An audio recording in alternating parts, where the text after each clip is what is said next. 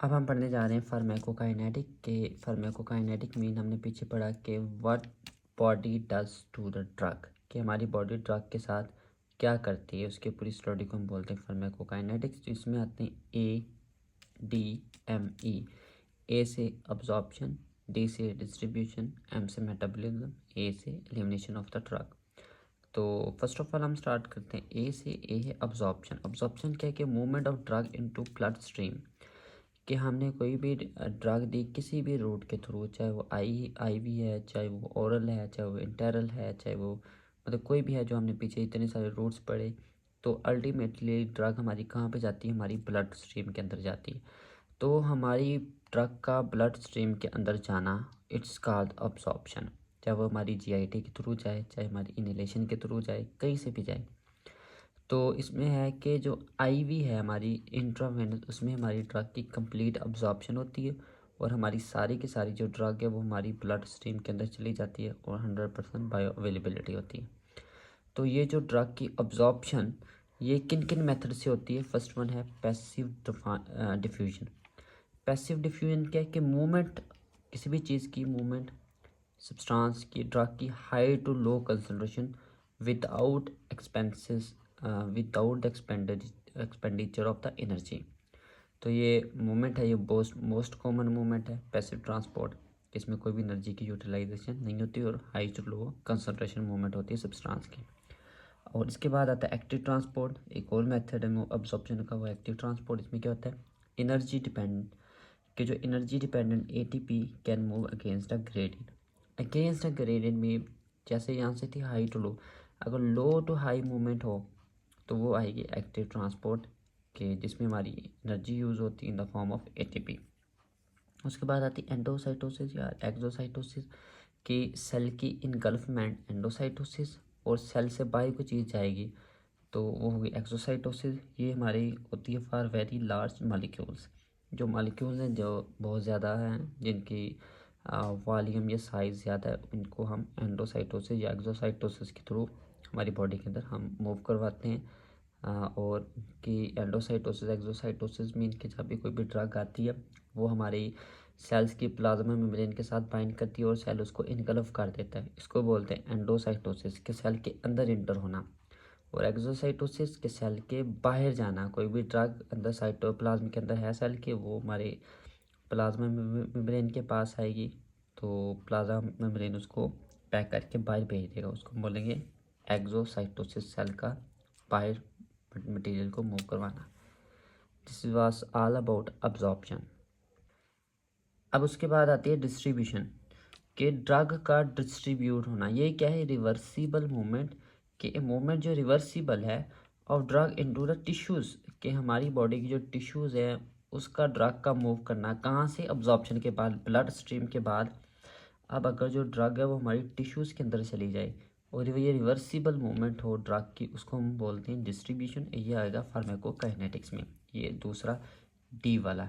अब हम तो इसके कुछ फैक्टर्स हैं। फर्स्ट वन है ब्लड, के अगर ब्लड के थ्रू डिस्ट्रीब्यूशन होती है हमारी ड्रग की, high in brain liver and kidney, की हमारी जो ब्लड की पंपिंग है वो ब्रेन की तरफ ज़्यादा, लीवर की तरफ ज़्यादा, किडनी की तरफ ज़्यादा है।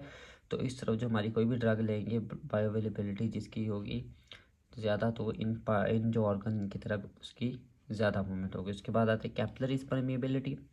Brain is equal to tight junction, liver is equal to porous, के जो जो हमारी कैपिलरीज हैं, जो हमारी वेन्स और आर्टरीज के दरमियान है, उनकी परमिएबिलिटी, मतलब उनके थ्रू कोई भी ड्रग कहाँ से जा सकती है, वो वहाँ से वो कितनी परमिएबल है। तो अगर वो ज़्यादा परमिएबल है मतलब ड्रग वहाँ से ज़्यादा जाएगी, कम परमिएबल है तो कम जाएगी। तो हमारे जो ब्रेन है वहाँ पे क्या होते हैं, टाइट जंक्शंस होते हैं, कि सेल टू सेल जो पैकिंग होती है बहुत ज़्यादा होती है, टाइट होती है, तो परमिएबिलिटी में ब्रेन की कम होती है कैपिलरीज की। जबकि लीवर है वहाँ पे पोरस होते हैं तो वहाँ पे परमिएबिलिटी ज़्यादा होती है।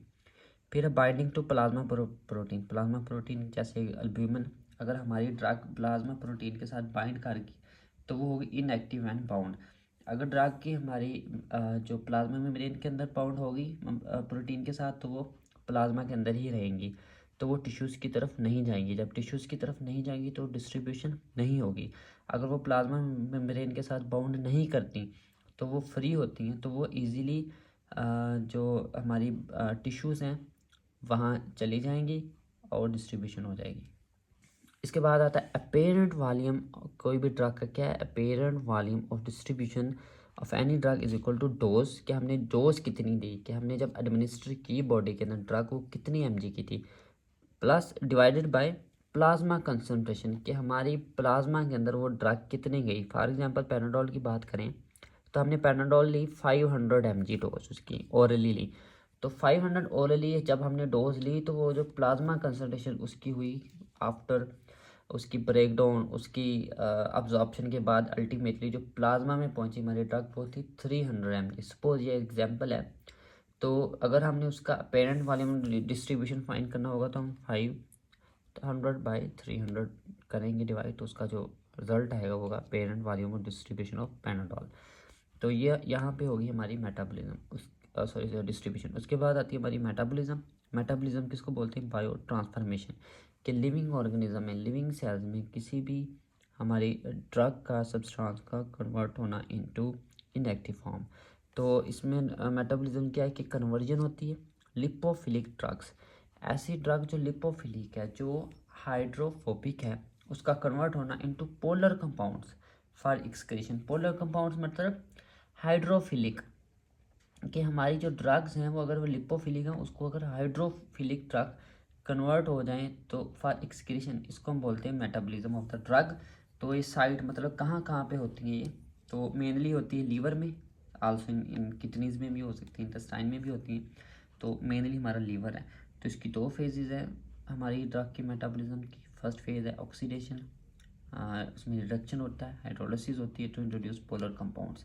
कि हमारी फेज़ 1 में क्या होता है, हमारी जो भी ड्रग है उसके अंदर हम उसको पोलर कंपाउंड्स में कन्वर्ट करने के लिए हम उसमें पोलर ग्रुप ऐड करते हैं।